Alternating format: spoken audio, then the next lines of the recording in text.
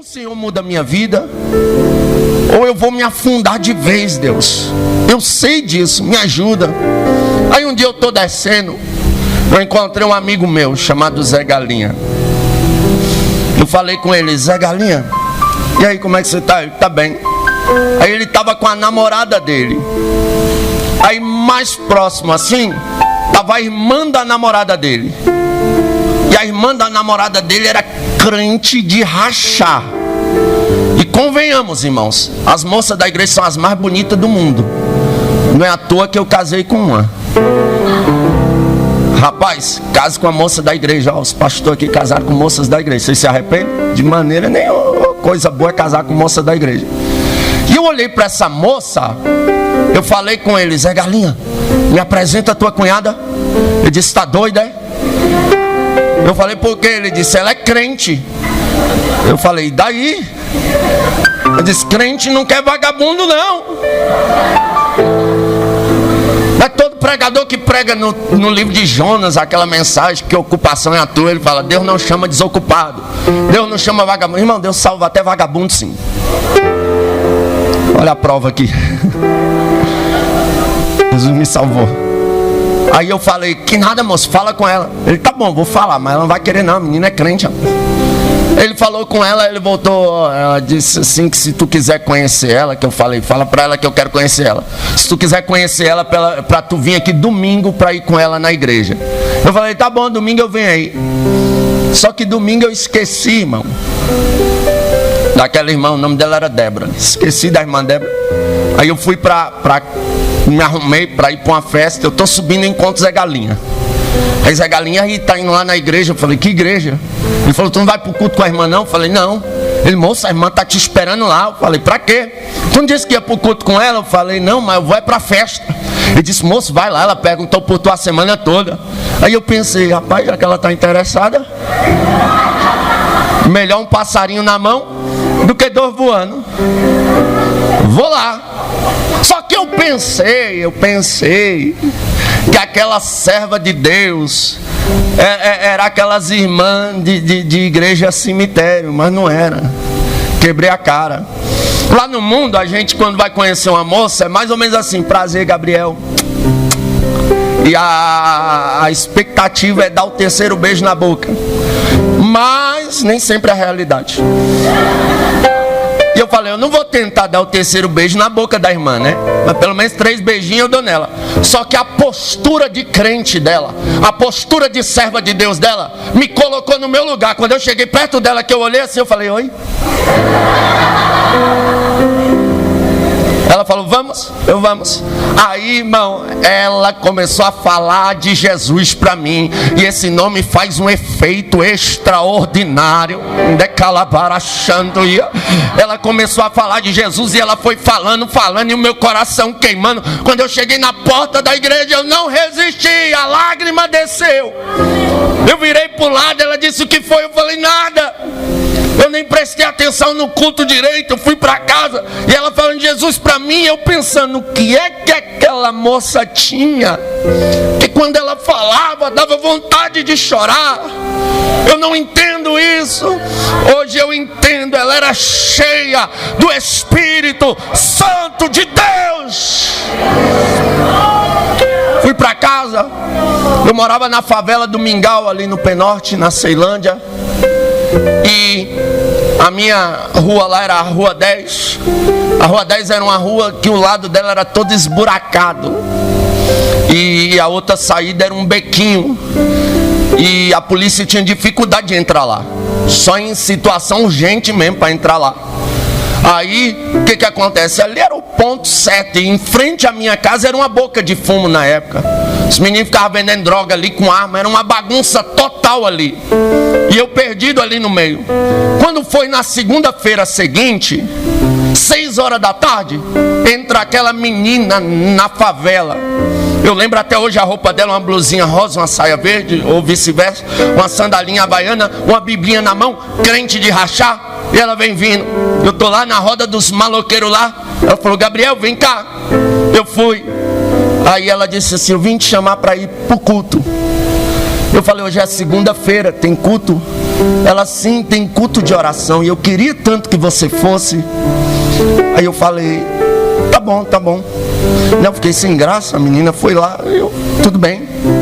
Fui pro culto com ela, oraram por mim. Quando foi no outro dia, 6 horas da tarde, irmã Débora entra na favela de novo. Aí os maloqueiros lá, rapaz, Morena tá interessada, hein? Vai virar pastor. Pelo menos nisso eu acho que ele estava certo. Eu falei, para de graça. Aí ela chegou, eu fui, encostei na parede lá de casa, eu morava no barraquinho de madeira. E quem é uma mãe que tem um filho nas drogas, ela não dorme enquanto o filho não chega em casa. Está sempre esperando uma notícia que o filho foi baleado, o filho foi preso. Alguma coisa ruim ela está esperando, porque quem vive afundado no mundo do crime é desse jeito, e as mães é que sofrem e choram. E eu estou ali, a janela do meu barraco estava fechada, e eu nem sonhava que minha mãe estava do outro lado do madeirite. E irmã Débora falou, olha, eu vim te chamar para ir para a igreja. Eu falei, irmã Débora, hoje eu não vou não. Ela disse, por quê? Eu falei, é porque hoje eu não tenho roupa para ir para o culto. Minha mãe gritou, arruma uma roupa para ele já. Eu entrei lá dentro e falei, mãe,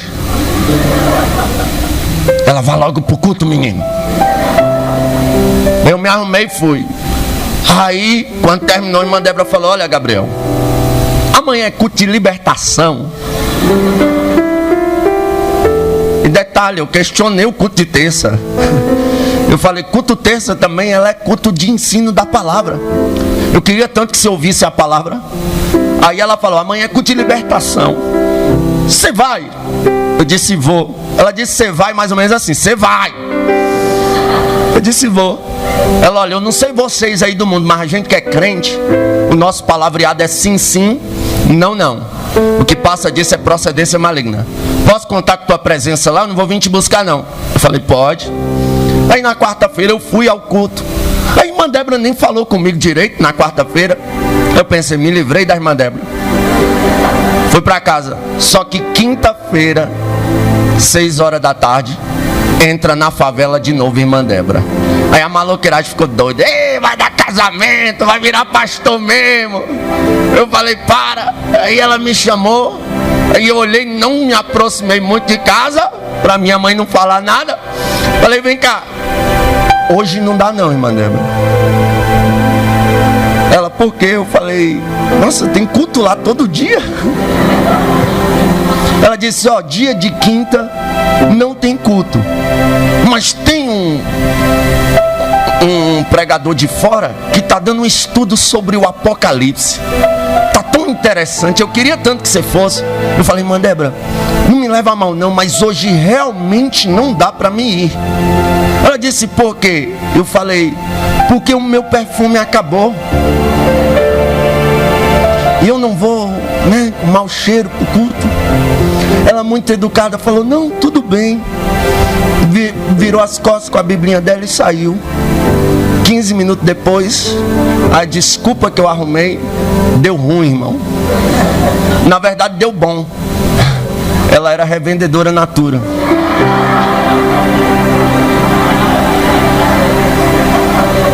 A irmã Débora entra com um presentinho na mão, embrulhado da Natura. Foi pra maloqueiragem pirar de vez.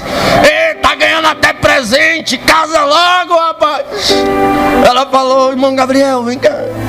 Eu senti de Deus de te dar um caiaque. Eu não sou bobo, eu senti de Deus de receber. Eu falei, espera aí, eu vou me arrumar. Fui pro culto.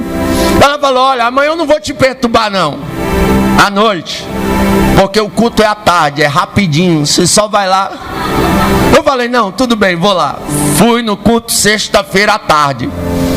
Quando foi no sábado, era aniversário de uma amiga minha, Gisele.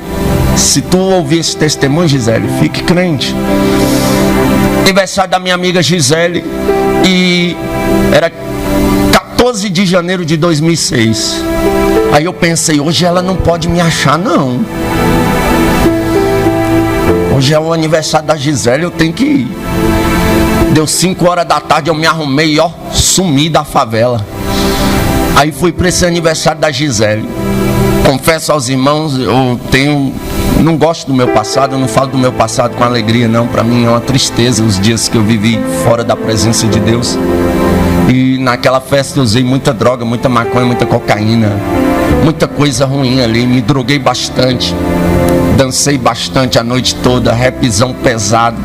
Quando foi 6 horas da manhã, ainda sob efeito de droga, eu e Zé Galinha estamos voltando para casa. Eu fugi da irmã Débora, mas não dava mais para fugir do que ela tinha pregado para mim. Eu fiquei pensando ali sobre o efeito de droga. Isso não é vida para mim não. Eu baixei a cabeça assim, o Zé Galinha olhou, o que foi? Eu falei, nada não. Aí ele olhou assim, eu meio triste, sabe? Ele falou, que lombra é essa, rapaz? Eu falei, não é lombra não. Aí eu peguei e joguei o cigarro fora. Ele falou, vixe, tá doidão. Eu falei, não tô doidão não. Ele, o que é então, meu irmão? Eu falei, quer saber do negócio? Isso não é vida pra mim mais não. Hoje eu vou para a igreja, hoje eu vou aceitar Jesus. Nunca mais eu fumo maconha, nunca mais eu uso cigarro, nunca mais eu uso droga nenhuma. Eu quero Jesus na minha vida. Ele olhou e disse assim, vai para a bênção mesmo, cara. Um dia eu vou também. Ele encontra-se preso, ore por ele. Eu creio que Zé Galinha será um testemunho vivo também do evangelho na terra. Aleluias. Aí aquele dia a história inverteu. Naquele domingo, 6 horas da tarde, eu cheguei na casa da irmã Débora. Irmã Débora, me leva para a igreja. Eu preciso aceitar a Jesus como o meu único e suficiente Salvador hoje, senão não faço mais isso. Aí eu fui para a igreja, aleluia. Chego lá, acabou a luz, não teve pregação, terminaram o culto, quase que eu não aceito a Jesus. Eu falei, olha, diga à liderança lá que eu preciso aceitar a Jesus. Eu não posso sair daqui sem aceitar a Jesus. Aleluia, eu aceitei a Jesus como único e suficiente Salvador da minha vida. E sabe uma das coisas que me chama a atenção? É porque as casas do oleiro que foram transformadas em cemitério Jair, para atrair jovens, eles usam de métodos carnais. Tem que imitar o mundo, é rap gospel, baladeira gospel, funk gospel, boatizando a igreja. E irmã Débora não usou de métodos carnais para me ganhar. Ela me chamou o primeiro dia, aleluia, para ouvir a palavra, segundo dia para oração, terceiro dia palavra de novo, aleluia, quarto dia libertação. E assim foi, não precisou de imitar o mundo para me atrair. Aí eu olhei para a irmã Débora assim, quando eu aceitei a Jesus, falei para ela assim, olha irmã Débora, tá vendo meu boné, a barreta? Sim, não deixe de usar não. Ela, tudo bem. Falei, meus cordão de prata, não deixe de usar não. Ah, não, tranquilo. Meus bermudão da Ciclone, não deixe de usar não. Ela, tudo bem. Eu falei, tem mais, eu gosto de ouvir Racionais, Facção Central, e eu não vou parar de ouvir não. Ela disse, não, tudo bem. Só que a gente fala assim, mas a gente sabe que está errado. Aí eu olhei para ela e falei, e pode ser crente fazendo tudo isso? Ela disse, o meu dever era te ganhar para Jesus. Agora se tu se converteu de verdade, Ele vai arrancar tudo isso aí de você sem você sentir falta. Sabe por quê? Porque é o oleiro que forma a gente. O pregador só prega, o pastor ensina, mas é o oleiro que muda, é o oleiro que molda, é o oleiro que põe no fogo.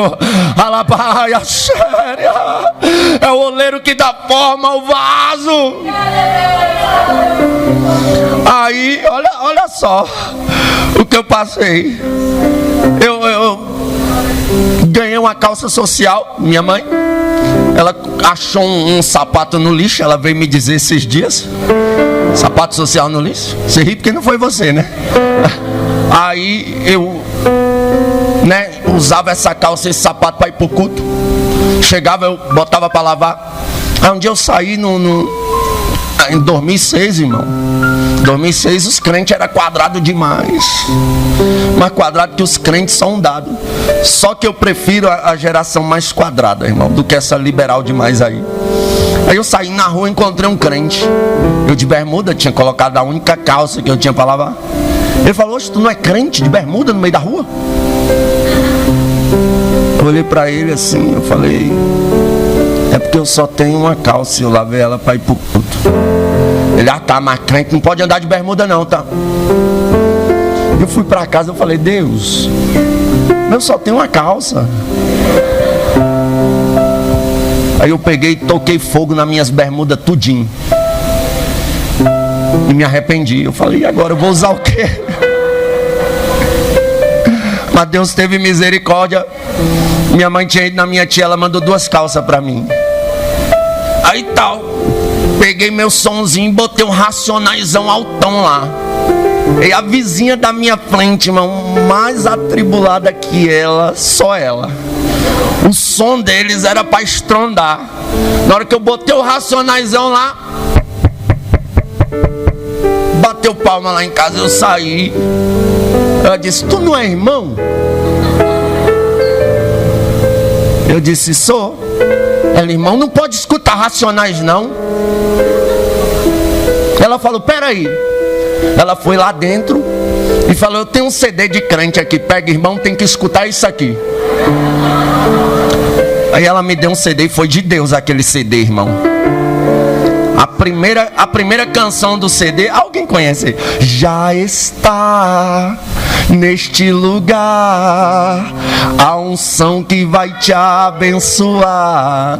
Quando começou aquele refrão, eu pense na unção, veja a unção, pregue na unção, louve na unção, viva na unção, ande na unção, sinta a unção, cheio da unção, sinta a unção que acaba de chegar, está caindo como chuva, está enchendo.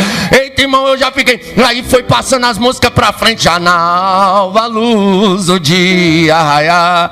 Aí quando chegou lá nas últimas lá, irmão, foi aquela que foi pra aquecer mesmo o pregador. 500 graus de puro fogo santo e poder pra fazer enfermidade. Aí eu peguei gosto pelas coisas de Deus.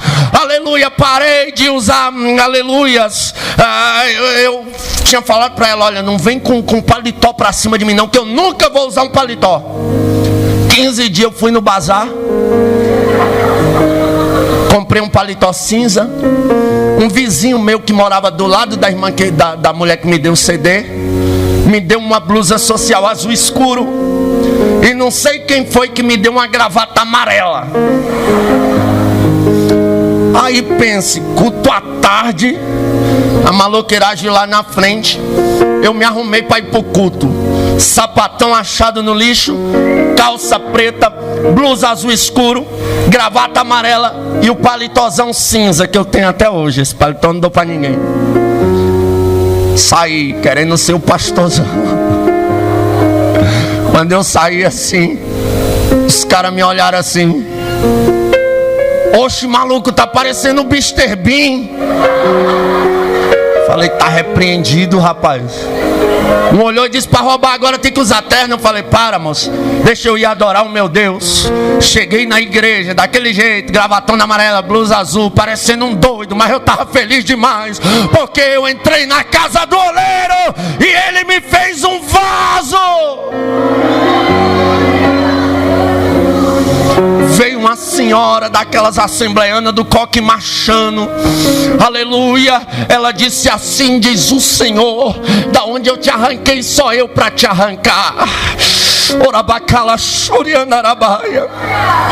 Ela disse, olha, vou eu te fazer um pregador do evangelho e tenho pressa. Tu vai andar de asa de ferro para cima e para baixo, não como turista, mas como pregador do evangelho. Quando ela terminou, eu disse assim, senhora, o que é asa de ferro? Ela deu um sorriso igual você sorriu aí e disse, ô meu filho, é avião. Deus me mostrou você andando em avião, indo pregar o evangelho. Eu pensei assim, meu Deus, se eu vendesse meu barraquinho de madeira, não dava para comprar uma passagem de avião. Mas eu não sabia que o oleiro é dono da TAM, da Gol, da Infraero inteira. Ele é dono de tudo, ele manda em tudo. Oh glória, baia séria. Oh glória, todos os meses eu tô andando em um pássaro de ferro para ir pregar a palavra de Deus. Porque o oleiro forma vaso. Eu entrei na casa do oleiro, aqui é a casa do oleiro, aqui é lugar onde o oleiro faz vaso. Só que outra coisa que me chama a atenção é que o vaso se quebra, só que o oleiro não joga o vaso que se quebrou fora. Estamos vivendo dias que as pessoas são tão santas, mas tão santas, mas tão santas, que eu não sei o que elas estão fazendo aqui ainda. Deviam já estar no céu, porque hoje para jogar o vaso fora não precisa nem quebrar, basta arranhar. Só que o oleiro nos ensina que se o vaso se quebra, ele não joga fora. Quando o vaso quebra, irmãos, a igreja não deve excluir, botar para fora. Não estou falando de exclusão, de regime interno, não. Eu estou falando de excluir. Quebrou, não serve mais. Quebrou, não presta mais. Aleluia. Quebrou, vamos compartilhar. Que é para não ser usado mais em lugar nenhum. Que é para não pastorear mais igreja nenhuma. Que é para não cantar mais em lugar nenhum. Que é para não fazer mais nada. Quebrou, já era. É o que estão fazendo. Amam sepultar vasos que se quebrou. Ficam adoram notícia de quem caiu. Adoram compartilhar erros dos outros. E se Jesus fosse vivo nos dias de hoje, porque Jesus enfrenta uma situação, o vaso se quebrou, trouxeram até ele. Olha aí Jesus, essa mulher foi apanhada em ato de adultério. Podemos apedrejá-la? A igreja que é cemitério é desse jeito. Podemos matá-la? Não presta mais não. Aí Jesus olhou e disse: quem não tem pecado, atira a primeira pedra. Aleluias. Foi se retirando um por um. Eu fico olhando Jesus nos dias de hoje. Ele diria para muita gente: quem não tiver pecado, seja o primeiro a compartilhar a notícia de quem errou. Muita gente ia tirar o dedinho da internet, porque a moda hoje é compartilhar erro dos outros, compartilhar escândalos. Irmão, já basta o inimigo para acusar. Aleluia, as pessoas que eram vasos. Eu estou falando aqui de vaso, tá, irmão? Vaso que se quebrou, porque vaso corre o risco de se quebrar sim.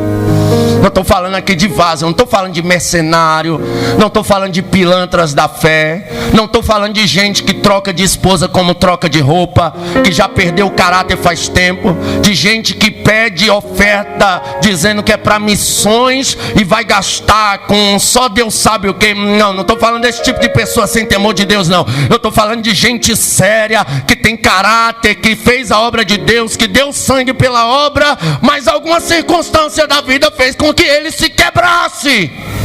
E o que eu faço, pregador? Faça como o oleiro faria. Estenda a mão, refaça de novo. Aleluia. Eu vou liberar uma palavra profética. Os vasos que se quebraram, o oleiro não vai jogar fora, ele vai fazer de novo, ele vai refazer de novo. É claro que ele vai amassar de novo, vai moldar de novo, vai pôr no fogo de novo, mas fora ele não vai jogar. Porque é para isso que serve a casa do oleiro. É para reconstruir vasos. Aramante, orecalachuri, andarácia. Ela é bacante, oh glória. Eu estou feliz. Sabe por quê? Porque a casa do oleiro não fechou. Essa pandemia conseguiu fechar restaurante, fechar bar, fechar aeroporto, fechar fronteira, fechar tudo. Mas se tem duas coisas que não conseguiu fechar, uma é a casa do oleiro e a outra é o céu. O céu continua abertinho. O oleiro, dono do céu, continua trabalhando. Eu sei que existe denominações por aí que já viraram cemitério faz tempo, mas aqui ainda é a casa do oleiro. E ele tem pressa em usar os vasos. E outra, ele não. O oleiro, eu já encerro aqui. O oleiro não faz o vaso para deixar ele. Não, o oleiro molda o vaso, faz o vaso e ele enche o vaso. O maior prazer do oleiro é encher o vaso. Os vasos da casa do oleiro onde eu me converti, irmão, era tudo cheio. Pense nos jovens doidos por Jesus. Primeira vez que me chamaram para ir no monte, eu falei assim, como é que é lá no monte? Eles disseram, olha Gabriel, tu tá crente mesmo? Eu disse, eu estou me esforçando, porque monte é coisa séria. É bom até tu jejuar. Eu falei, o que é jejum? Aí me explicaram como é que eu jejuava. No dia de ir para o monte eu fiquei de 6 da manhã às 6 da tarde sem comer nada. Não, olha, eu queria ser cheio do Espírito Santo de Deus. Eu queria ter uma experiência com Deus. Aí a gente foi para o monte aquela noite, andando para o Monte do Pessu. Chegamos lá, eu pensei que a gente ia fazer um ciclo, orar. A irmã Débora falou bem assim, olha, vamos... Detalhe, irmão, não casei com a irmã Débora não, tá? Ela só queria me ganhar para Jesus mesmo. Aí, o que acontece, irmãos? Chegamos lá, a irmã Débora falou bem assim, vamos cada um ficar num cantinho, orar um pouco, e depois a gente ora todo mundo junto. Eu falei, tudo bem. Aí eu pensei na minha mente, mente infantil a minha, eu vou ficar próximo à irmã Débora, que antes dela eu não levanto. Eu não vou orar menos que uma mulher. Olha o meu pensamento. Não subestime as varoas, irmão. Dá para competir com elas não. Essas moças oram demais. Aí olhei, a irmã Débora ajoelhou no cantinho dela, eu ajoelhei no meu aqui. Aí a irmã Débora começou a orar. Deu 10 minutos, parecia que ela estava passando a primeira marcha assim, estava numa viagem longa. Deu 30 minutos, parece que a irmã Débora tinha acabado de ir para a quinta e a viagem era tipo daqui para o Piauí. Que o Piauí não é um estado, é um continente. Eu falo que eu prego muito lá. Você entra no Piauí, é dia e noite, você não rodando naquele Piauí, não chega nunca na viagem. Você chega em Brasília de novo, não chega não onde você está indo. Aí ela lá, e eu toda hora eu tinha um celularzinho daqueles Nokia antigos, eu olhava a hora assim, aí 30 minutos, daqui a pouco 1 hora, daqui a pouco 1h30, 2 horas eu já estava orando ao contrário, irmão, que minhas pernas estavam, eu estava orando assim, Deus faz ela parar, Deus, pelo amor de Deus, faz ela parar. Quando parece que ela cronometrou 2h30 certinho, eu vi quando ela falou amém e levantou. Aí eu, é isso mesmo, Jesus, eu creio, amém. E levantei as pernas dormentes. Aí ela, vamos fazer um ciclo aqui. Eu falei, vamos. Graças a Deus que eu me converti no meio de uma geração que orava. Aí nós fizemos um ciclo, começamos a orar. De repente a irmã Débora fez bem assim, ó, no chão. Eu olhei assim, o irmão falou, não, para. Eu falei, ela não vai se machucar. Ele, não, mas faça o chão rachado que ela se machuca aí. Eu falei, o que é isso? Ele falou, ela foi arrebatada. Eu falei, ela foi o quê? Eu disse, não, ela foi arrebatada. A irmã Débora ficou ali, irmão, o rosto dela brilhava, parecia o rosto de um anjo. Com uns 30 minutos assim, a irmã Débora volta, falando em mistério. Aí ela levantou. Aí ela olhou assim pra gente e disse assim, nossa, tive uma experiência tremenda. Deus me levou lá na casa da irmã Gil. Eu falei, o quê? Tu não saiu daqui? Ela disse, não, tu ainda vai entender essas coisas. Aí eu falei, como é que foi isso? Ela, Deus me arrebatou, me levou lá na casa da irmã Gil. Irmã Gil estava com a faca na mão e ia se suicidar. Deus me mandou que ordenasse ao espírito da morte que batesse em retirada. Ela disse que ordenou o espírito da morte que batesse em retirada, e ele bateu em retirada. A irmã Gil largou a faca para lá e pegou a Bíblia e começou a ler a Bíblia e a chorar. Deus trouxe ela lá da casa da irmã Gil, lá para o beco na entrada da favela onde eu ia passar aquela madrugada. E lá no beco tinha um poste assim. Aí ela falou, e Deus me levou lá na favela e eu vi um demônio grandão de trás daquele poste lá na entrada. Aí eu pensei, logo lá, Jesus. Você ri porque não é você que ia passar lá sozinho aquela madrugada. Eles moravam tudo lá pra cima, eu tinha que descer sozinho. Aí eu fiquei olhando aquilo e oramos. voltamos para casa. Aí eu tô descendo na favela. Na hora que eu avistei o poste, pense num crente. Olha, Satanás, a irmã Débora já te viu, então saia daí. Eu te repreendo em nome de Jesus. Quando eu passei o poste, eu passei voado. Cheguei em casa, aí minha mãe: o que foi, menina? Eu falei: poder de Deus demais, mãe, lá no monte.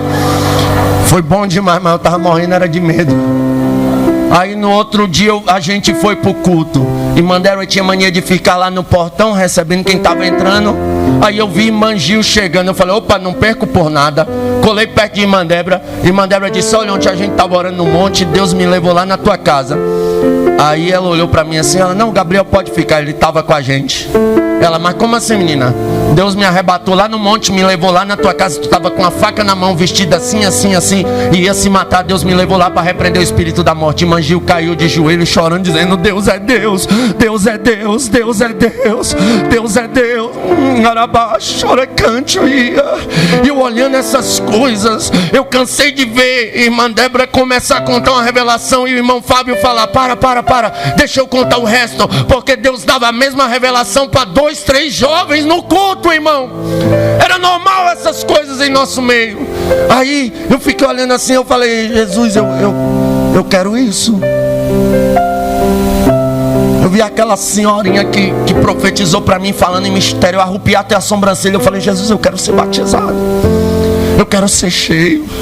Aí eu comecei a buscava, orava, falava: Jesus, me batiza, me enche, Jesus, me batiza. Aí a gente ia para culto, tinha muita vigília, a gente ia para vigília sexta, sábado, às vezes no domingo a gente fazia meia vigília, e eu via todo mundo batizado com o Espírito Santo, menos eu. Falava: Jesus, será que eu sou tão ruim assim, Jesus, que o Senhor não me batiza?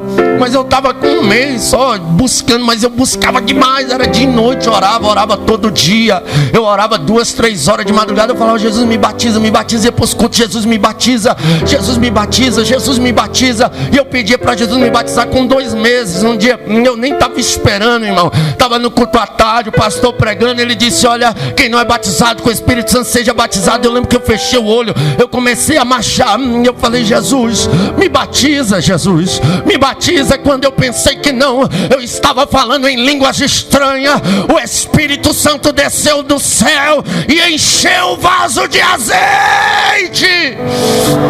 Glória! Foi tanto poder de Deus, irmão, na minha vida, que foram fechar a igreja e bateram no meu ombro: Gabriel, a gente precisa fechar a igreja. Eu falei: ah, não, tá tão bom. Eu não queria parar de falar em mistério. Fui para casa falando em mistério. Pegava um ônibus, eu fiquei 3 dias que eu falava em mistério, de dia e de noite. Eu achava, nossa, era muito gostoso aquilo, muito gostoso a presença de Deus, essa mesma que a gente sente aqui. Oh, glória, é muito lindo. Aí eu buscando ali a Deus, que agora eu queria ser um pregador do Evangelho, queria ser um instrumento, queria ganhar almas. Com 5 meses de crente, preguei a primeira vez na igreja. Aí, como eu disse, cuidado para você não se tornar um coveiro espiritual. Alguém chegou em mim e disse assim: olha, irmão, tu não tem chamada para pregar, não. Procura outra coisa para fazer na igreja. Eu pensei: por que a senhorinha disse que Deus falou que eu ia ser um pregador do Evangelho? Com muita insistência, insistiram para mim pregar a segunda vez. Segunda vez que eu fui pregar, eu preguei o juízo final. Só que eu cometi um erro. E o professor de teologia, irmão, assassine alguém na frente dele, ele te perdoa.